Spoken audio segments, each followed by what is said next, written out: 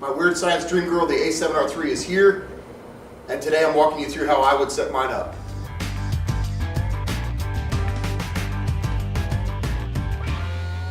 Hi guys, welcome back to Studio 47. Today I have my A7R3, and rather than drag you guys through the exhaustive, sometimes complicated and unnecessarily confusing Sony menu, what we're going to do is just walk you through the items that we need to set this camera up for daily use. So let's jump right in, turn it on. I'm going to try and run everything backwards, looking over its shoulder, so it should be pretty amusing. And we're going to start off with camera 1, page 1, right here. First, let's talk about file format. That's pretty straightforward. There's a big discussion over whether you want a JPEG as a backup or whether you want to shoot RAW only. I have set mine up for RAW plus JPEG. As you can see, this first item right here, and here's why. A lot of times if I'm shooting a big event, a paid job, I may shoot RAW only, take them home and work the RAW only. But there are some where I have agreed to drop images right then at the event. We're going to get to sorting in just a sec, but if I shoot RAW plus JPEG, I can have the camera sort to two different cards. I can pop a card out. It can obviously be a cheaper card that somebody at the event provided for me instead of buying a $200 fast card. And I can pop that card out, hand it to them, and I'm in the breeze. I'm gone, job's completed. I don't have to worry about 87 emails later of how to get those files to people. So I'm shooting RAW, whoops, it disappeared on me. So I'm shooting, file format is RAW plus JPEG. RAW type is the next item down. Let's take it down here so it's highlighted. RAW plus JPEG we did first. Now we're going to RAW file type, compressed or uncompressed. Again, there's a discussion about this, about how much you're actually using with a compressed file, how much speed you're gaining with a compressed RAW. They're using the term lossy, that you're not losing much. It's at the end of the day though, I didn't buy this camera to try and go real fast or to try and shoot a million photos and just jam them into the card as quickly as possible. I bought this camera for all the detail, all the dynamic res that I can get. So I'm shooting uncompressed. Make your own decision and live with it. Now there is one little hack I wanted to talk about. We're going to page down one here to go to JPEG quality and JPEG size. I go to JPEG, I leave JPEG quality on extra fine. JPEG size, I think on the A9, which I have set up similarly, I think the A9 it goes down as small as a 6 meg. This is the smallest JPEG that this camera will shoot. I think it's 11 meg. And it's a hack that I came up with. I haven't seen anybody else do it, but I came up with when I was shooting the A7R2, which is when you were shooting these 43 meg RAW images and you shoot a bunch of them and you go to review, you go to chimp something, it takes a while for the camera to churn and to come up with something to show you. And I found that when I let the camera shoot RAW plus JPEG and I picked the smallest JPEG possible, that the time for processing and to show me a JPEG to chimp, to see if I kind of had my lighting roughly the way I wanted it or had the pose I thought I got, I saved myself a lot of time. So just a little hack. It's less of an issue with the A7R3, but it was something that for you R2 users, it's something you may want to try. Shoot RAW plus JPEG and run your JPEG quality down so that you get a quicker chimp out of it. All right, next item, let's see where we're at here. Aspect ratio I leave alone. 3:2 is native. Any of the other aspect ratios that you choose only affect the JPEG, or at least that's my understanding, they only affect the JPEG. They'll throw a little bracket on to show you your different aspect size, but it's only going to affect the JPEG. The RAW still come through as you've shot all the info, it's still a 3:2. So I leave it alone. Next item is APS-C Super 35. You'll see if you click on that, you're going to get an option of on, off, or auto. I don't shoot, generally I don't shoot crop sensor lenses, and I don't intend to. It's a non-issue, I leave it as auto. If I put a crop sensor lens on there, it'll find it, it'll crop it to Super 35, not a big deal. Let's go back out to the menu, and let's go to page 2. First item, we're now in camera 1, page 2. First item is long exposure noise reduction. Again, that more helps for the JPEGs or affects the JPEGs. I don't worry about it, I don't want it. If I want it, I'll do it in post. High ISO noise reduction, kind of the same thing. I don't want that done automatically, so I leave that off. Color space. Again, it's a JPEG only thing. I'm not really worried about it. We have this set to Adobe RGB. Lens compensation, distortion compensation, I leave that off. Again, I'll do that in post. I'll shoot raw and do that in post. So we're now going to camera 1, page 3, drive mode. If you end up having a deep dive in your menus for drive mode here, it can be a hassle. We're going to talk about a couple of different options.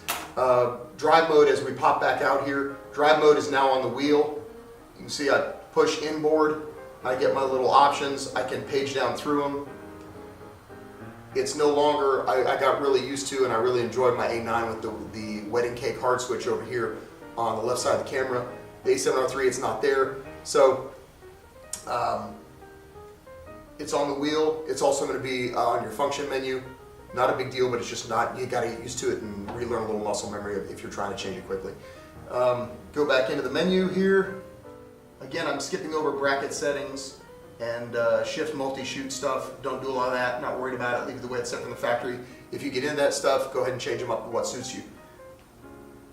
As far as memory recall, I don't have memory recalls set. I tend to set the camera up in manual as I'm going. But if you really wanted a Bigfoot setting, or you're a wedding photographer and you want one setting for in the church and you want to be able to snap to another setting quickly and save a whole package of camera settings that you can just snap to very quickly, it's useful. But I find that I snap to it and then I go and adjust it anyway. One of the advantages of having a really good EVF like we do, and mirrorless in general, is being able to sort of heel toe it fairly quickly and get what you need. Okay? There's page 4. A lot of the same stuff. Register custom settings. We're not doing it. We're going to jump to page 5. Focus mode. This is something, again, that was on that A9, the hard wedding cake switch on the left side that I really miss. We don't have that here, but what I do is I map this to the C3 button. So if I go back out to my shoot mode and I hit C3 button, it automatically comes up for me. Okay, that's also in your function menu, and we're going to talk about that, the little heads up menu that's in the camera. Naturally, we're going to talk about that in another video and how you can move those around and set them to what you want. Rather, we're going to talk briefly about the priorities for the different focus modes. I've set, here we go, we can see that I've set for, in priority, in autofocus single, I've set it for balanced, and then we come down 1 to autofocus continuous, and I've set it for priority for eye autofocus. If you're not set up for eye autofocus, we'll get to that. You should set up for eye autofocus. One of the huge advantages of this kind of camera, the A9, the A7R3 in particular. Okay, next item down, we're going to go to the autofocus area. This is also on your little HUD or your little function menu screen that's in your EVF and on your back screen when you want. You can set it to different things, obviously many different, you have zones, you have lock on, you have a lot of things. I tend to do things manually and pick where I want the focus to hit, so I'm going to hit flexible spot. Additionally, I'm going to hit flexible spot, and then I'm going to scroll through until I get to flexible spot small. Okay, let me see if I can do this doing backwards. I can. There we go, flexible spot, and as you can see, it's going through small, medium, and large. I can't think of a reason that I would want large unless it was a subject that I was having trouble grabbing. Down at the bottom here is a new feature that I haven't really been using that I'm going to start to try out, which is that the camera senses when I take it horizontal and vertical, and it'll drag my focus points to roughly the same spot. Again, not a big deal either way. You still have the have a little nipple thumb drive joystick that you can drive that spot wherever you want, but I leave that turned on. Why not? So now we're in camera 1, page 6. First item, autofocus illuminator. That's like the first thing I turn off when I get the camera. Because the last thing you want is to be somewhere quiet, be somewhere in a church, in a dark setting, and you're trying to shoot inconspicuously, and you have this big red bright flash, pre-flash, show up to try and grab focus. You can leave it on auto if you want. I like to know where it is so I can turn it on, but it's one of the first things I turn off when I get the camera. Is I don't want that thing just showing a bright red light at people when I'm trying to shoot pictures without bothering them. So that's the first thing we turn off. Let's see, second. Let's see down here. Autofocus track sensitivity. I've honestly never been impressed with how quickly the 85 GM focuses, so I turn everything up fairly quick, fairly responsive. Let's see, where are we? Autofocus with, where am I? There we are. There we go. Autofocus with shutter. There's a little bit of a debate going on of if you should set these cameras up for back button focus and decouple the focus from the shutter release button. I mostly shoot people, and when I'm shooting people, these cameras are great at grabbing eyeball focus. So I leave the autofocus on the shutter and I map my eyeball autofocus back to that button there. Again, it's up to you. Some folks put it to the AEL or to the center of the switch, but I find that my thumb hits there very naturally when I wrap around the camera, and this is a little more contorted. So I map my eyeball autofocus to here, and I haven't had any problem with it. So as a result, I leave my autofocus coupled with my shutter. Not a big deal. And where are we at? Page 7. Pre-autofocus, which is the only item we're going to talk about on this page. The pre-autofocus, I used to run the regular A7R3 about a year and a half, 2 years ago, and I had a lot of problem with the camera continuing to try and hunt for focus. As soon as I picked the camera up and pointed it at something, it started to try and focus on what it guessed with the subject. And my camera and I had some discussions about who was in charge of the focus. So I'm currently, I've got it in the on position because I want to see if they've improved it. And eye autofocus has improved to the point that I trust it and I use it almost exclusively, probably 80–90% of the time. And so I'm leaving the pre-autofocus on now as a little bit of a test. But if you have problems with your camera continuing to focus and missing somebody's eye and catching their ear or their nose, you can turn that off, and that'll give you a crisper, especially if you're doing autofocus singular, that gives you an option to sort of control things a little more and take a little bit out of the hands of Skynet and stuff. I usually use autofocus continuous with a small spot or autofocus singular with a small spot, and I drive the spot where I want, I put it there, and I have it set up to start with eye autofocus. So first it looks for an eye, then it looks for a face, and then it goes back to the flexible spot that I've driven somewhere. Okay, let's jump all the way over to page 14. Let's see here. Yeah, we're going to jump all the way over to page 14. We're going to start off with this anti-flicker shooting mode, which is something that I haven't had a problem with, but I see the guys in the groups talking about it. So I've left it alone. I've left it set to off initially, but know where this is. Camera 1, page 14. You might drop it over in your My Menu section as well, so it's something you can find. If you shoot, you're shooting indoors with the flickering lights with the fluorescence, or you're shooting apparently scoreboards and like LED ad boards at sporting events, really flicker at exactly the frequency that makes our cameras go nuts. So you want to know where it is. If you're shooting and you're chimping and you like the shot, but oh geez, I'm getting the stripes in it, that's something you can turn on that's supposed to help. I haven't been in that situation yet, but it's something that I thought you should notice and find, make a mark of it somewhere. Other than that, face registration and face registration priority. Again, not an issue that I'm doing right now because I shoot different people every day. If I was going to shoot a long event, if I'm going to shoot a wedding and I want to make sure that at a group of 8 people, it always finds the bride first and always focuses on the bride first, or the bride, then the groom, then the maid of honor, or whatever. Again, these are good items to have. I don't generally use them day to day. I'll set a small flexible spot, I'll put it on her face, take the picture, and I get the same results without having to ask Skynet's permission. So let's ramble on to camera 2, page 1. We're now in moving settings. I'm not going to do a lot of movie settings this video. This is more about still shooting settings. So guys like Jason Vong have some great videos on how to set these cameras up for shooting video. Okay, we're going to jump over here to page 4 and silent shooting. Silent shooting is one of the things that I don't use an awful lot day to day, shooting portraits, shooting off camera flash.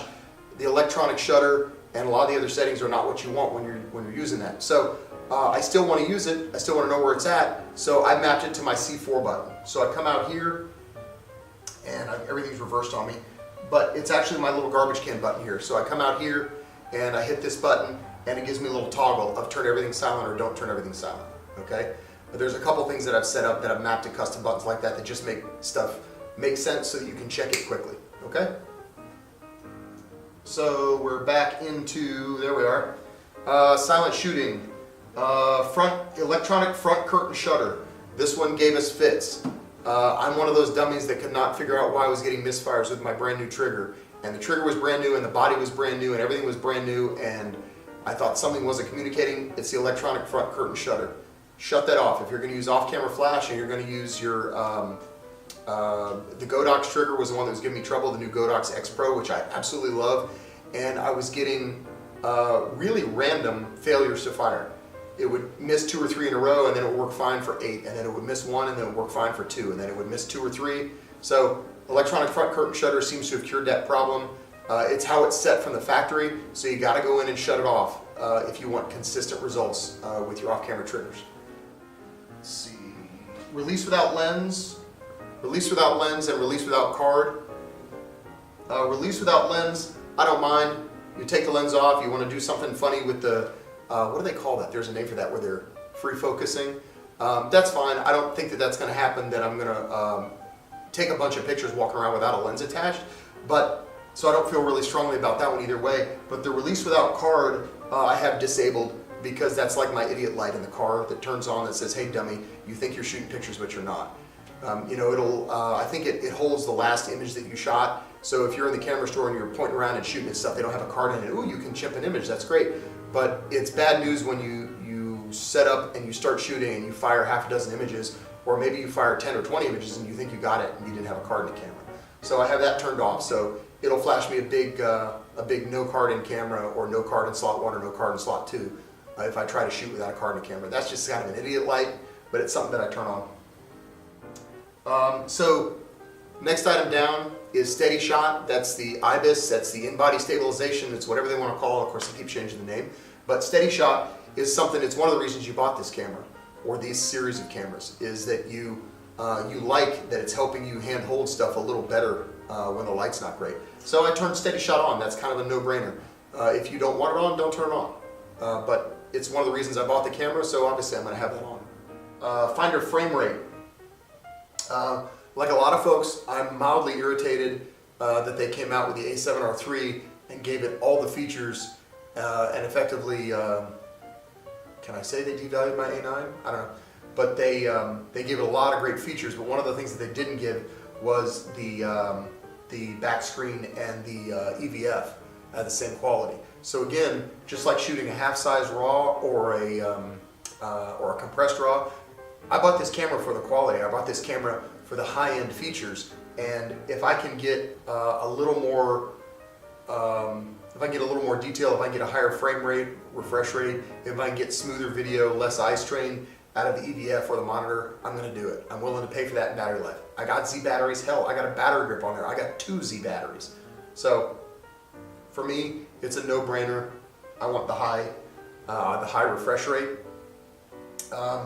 Let's go down to zebra settings. I'm not really going to mess with those. I leave it off for most setups. If I'm only shooting, if I'm shooting right at the edge, if I'm shooting a snowy scene or a beach scene or something where I'm worried about things actually being blown out where it's unrecoverable, I might have my zebras on, but in most instances, I don't need it. I don't use it. That's more of a video thing, in my opinion, which we're not covering in this video. So, grid line. Let's go down here to grid line. Pretty simple. You have some options there. You have diagonals, you have rule of thirds. I leave it on rule of thirds. One of my favorite guys to watch his videos is Luminous Landscapes, and as he said, it gives you some nice guidelines for keeping things level and for where you probably want to put your horizons most of the time. It also gives you some nice verticals. So if you, just sort of composition basics, just to get you in the ballpark. And if you wanted to leave your flexible spot somewhere, put it on one of those intersections and put the eyes there. Simple stuff, right? Okay, here we go. We're going to page 7. Live view, on or off, and why. Live view setting effect is what they're talking about. It's a minor gripe of mine that Sony continues to evolve what they call things, or continues to change what they call certain features. It was live view setting effect, it's live view effect now. What you're doing there is you're using your EVF as a meter. You're looking at the colors, you're looking at the exposure, you're doing all those kind of things. But if I'm shooting studio strobes, I'll use that in a couple of different ways.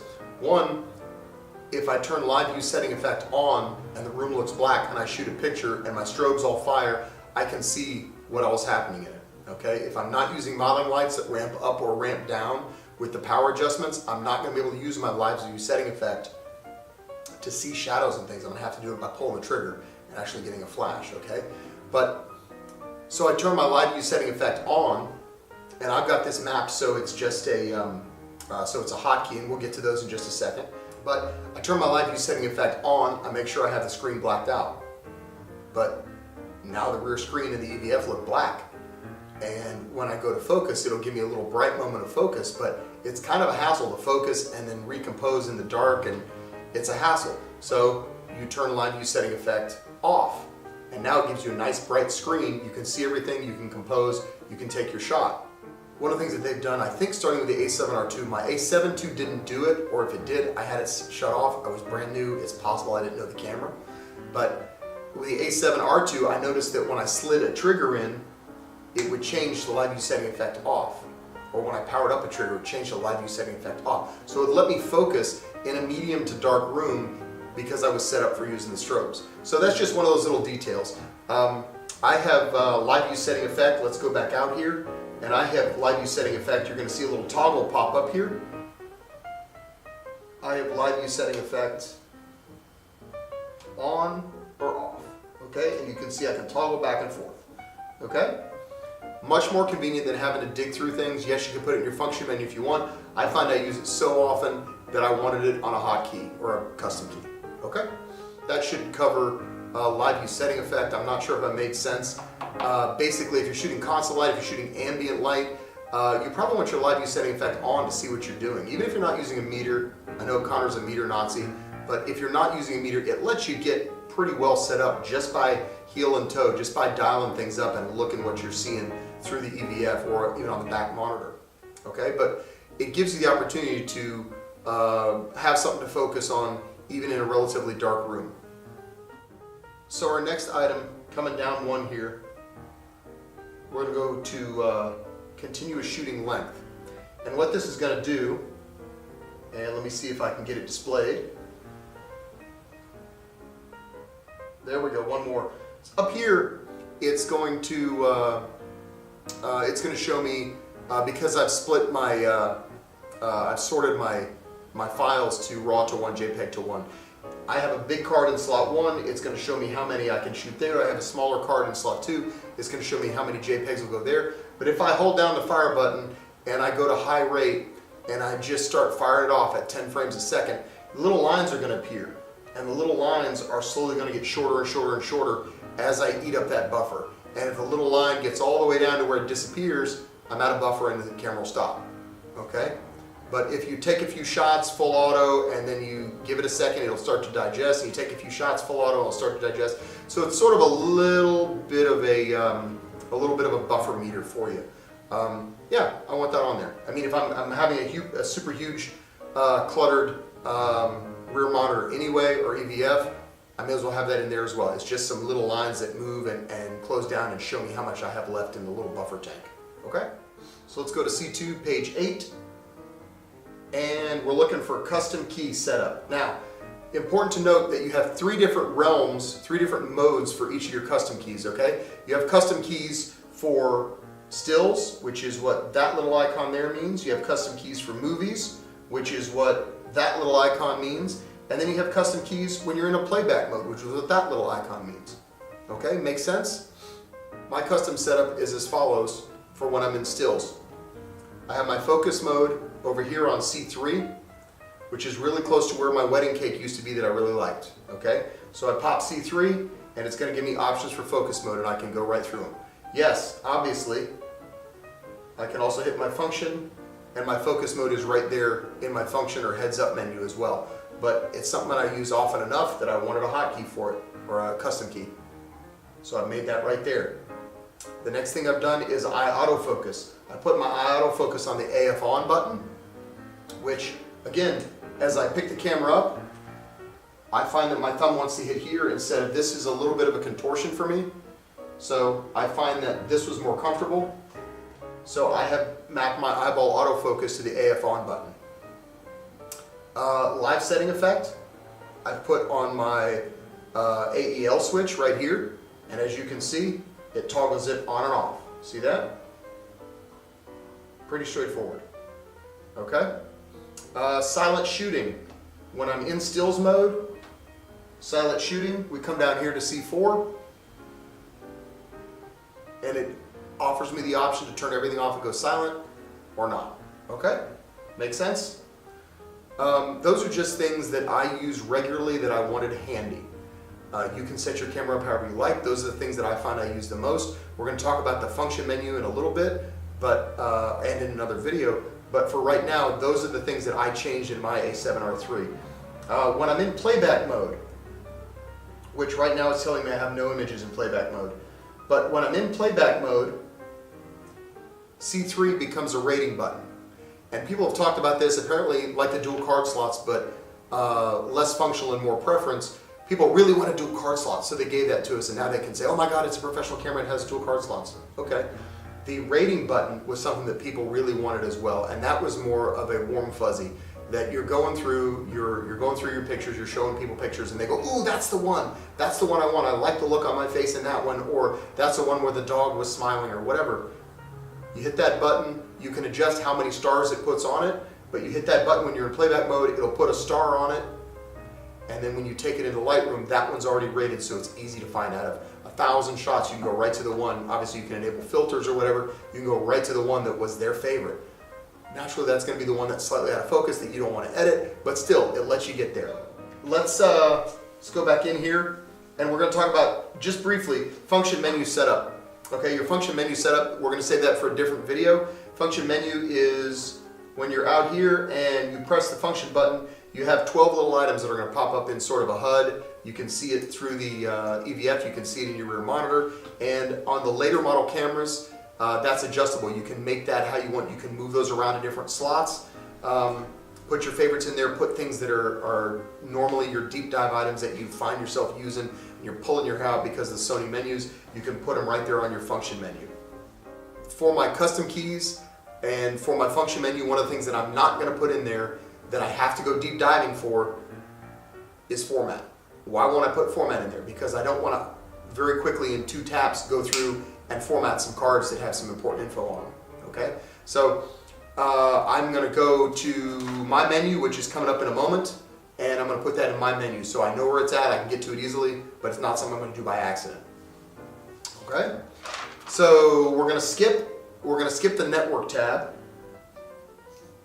So we're going to skip let's go back up here. We're going to skip network tab. A lot of the stuff comes set from the factory the way I use it. I'm not worried about it. You can dig into that. You can drag through every one of those if you want to. Not something we're going to spend time on today.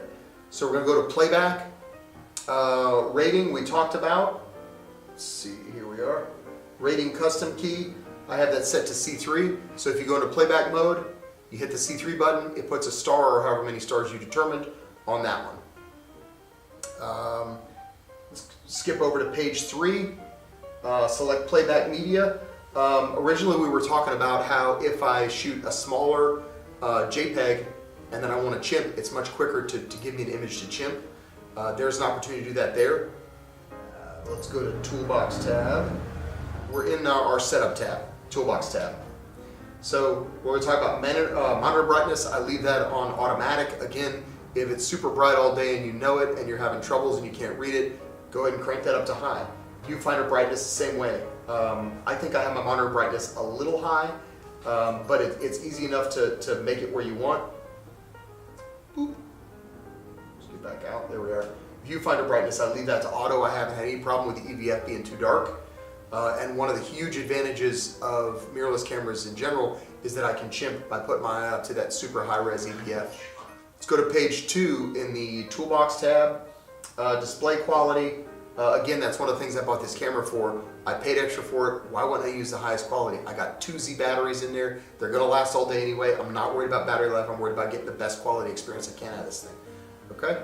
Where are we? Touchscreen. Let's cruise down here, all the way to the bottom here to touch operation. I don't use it a lot. Sony sort of gave us a touchscreen, but the only thing we can do with it There we go. The only thing we can do with it is drive that focus point around. It doesn't let us go through menus. People were saying, well, you know, if you hit it with your nose a lot, turn it off. It has a proximity sensor, and when I get close, it doesn't work anyway. So I don't care if I leave the thing on or off. I could see that if I was on a tripod and I didn't want to bend down and look through the EVF, and I want to just touch a spot and that's where I want to focus, fine, I can use the touch operation. But overall, the touch operation really doesn't blow my skirt up. It's not something that I absolutely need. Cruise over here. We're now in toolbox or setup, and we're going to cruise over to page 6 and record media settings. I'm going to go priority slot 1 here. Mode sort. Where's my mode sort? I'm going to go mode sort to RAW and JPEG, and I'm going to take auto switch on. Okay? And the auto switch means if I'm shooting RAW or I'm shooting a lot of video and I've got that all going to slot 1 and it fills up, it's not going to just shut off, it's going to switch and start dumping those into card 2, even though originally I had designated card 2 to take only the JPEGs. Okay, it's just a nice little backup. If we go to page 7 here in the settings, you can see what version things are. Like if I press on this, it'll tell me what version my body is and what version my lens is. Okay, well, why do I need that? Because occasionally your camera's going to start acting kind of buggy or weird, or it's laggy, or you've got a new lens that this camera didn't know about because it came out after the camera body did. This lets you go online, and whether you go to Sony or whether you go to the groups and you are talking to guys about the bugs or what the latest version is, you can come right here and you can check that, yes, I've updated everything. Okay? It's a minor deal, but it's something that I struggle to find all the time. So it's in the setup, page 7 in your toolbox or setup. Come back up here, and now we go over to the star, which is my menu. And my menu, you see I only have 3 things in here. You can clutter your menu up, you have 2 pages of it, you can set things, you can move things around by priority. I like to put things in here that I would normally deep dive for. Maybe I'll even put version in there, but there's things in here that I would normally deep dive for that I want to be able to find them, but I still want them in a menu, much like format here. Okay, when I go to format, I don't want format to be just a hotkey or a button push. I want format to be something I have to go find and look and select, and I want some slowdown time in that. Silent shooting, I've put it in here, as well as I've mapped it to a hotkey now. And then the anti-flicker shooting, it's not something that's going to come up very often for me, but I do want to be able to find it in the event that it is something that needs to happen right now, instead of digging through the menu, watching a YouTube video, trolling through the manual for an hour. Okay, I'm probably going to put version on there as well. As I use the camera, there's going to be things that I had to deep dive for that I couldn't put in my function menu or I couldn't put on a hotkey. Those are going to be things that go in my menu. Okay, this is Sony still has some kind of challenging menus, shall we say, but this My Menu feature helps alleviate a lot of that. So that's basically how I set up my A7R3 to get working with it, start to learn the camera without pulling my hair out because things are acting strange to me.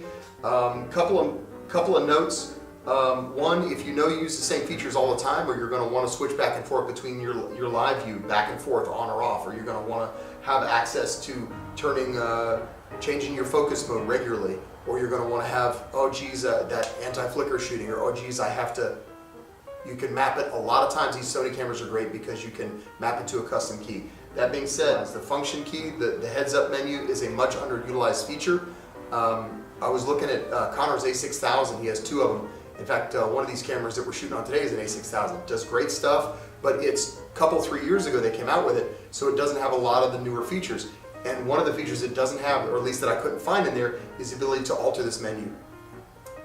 In the A9 and the A7R3 for sure, because I've done both of them, you can go through here and you can adjust what's in there and even what spot they're in. So if you have features that you find you use more than I do, or different features, or you're a videographer, or nope, I just need to be able to grab that at a moment's notice and I don't want to remember my hotkeys or my custom keys, put stuff in your function menu. You'll find you use that a lot. Other than that, please stay tuned, like and subscribe. We're going to put up a short video about how I set up custom keys, and we're going to put up a short video about how I set up the function menu. But stick around. Thanks for watching. Studio 47 out.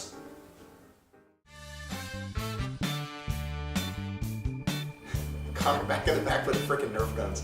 At least he's got paints on this time. Gotta put that in the wing column. I'm setting my focus area. flexible spot, small. It's Dr. Doom with Nerf. A ginger Dr. Doom with Nerf. This is what I'm dealing with. Nice. Alas, poor Yorick. You doing shit, Bean? Okay, that's great. Thanks very much. Well, never said it into your head.